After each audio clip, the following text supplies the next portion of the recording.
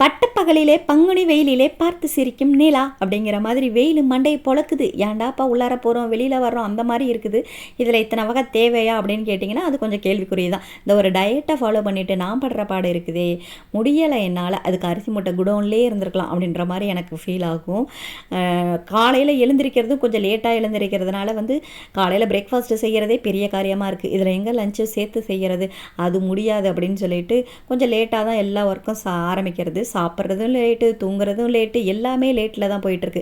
இதெல்லாம் என்றைக்கு ஸ்கூல் திறக்கிறாங்களோ அன்றைக்கி தான் மாறும்னு நினைக்கிறேன்.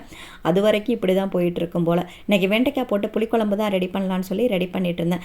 இது கொஞ்சம் காட்ட சாட்டமாக இருக்கும் அப்படிங்கிறதுனால இதுக்கு மைல்டாக 2 பொரியல் ரெடி பண்ணிக்கலான்னு தோட்டத்தில் இருந்து மணத்தக்காளி கீரை பறிச்சிட்டு அதை வச்சு பொரியல் ரெடி பண்ணியாச்சு. பரங்கிக்காய் இருந்துச்சு, அதையும் சேர்த்து பொரியல் ரெடி பண்ணிட்டேன். வீட்டில் மாம்பழம் இருந்துச்சு, அதை கட் பண்ணி வச்சு லஞ்சை சூப்பராக முடிச்சு விட்டுறலாம் அப்படின்னு சொல்லி நல்லா திருப்தியாக சாப்பிட்டாச்சு.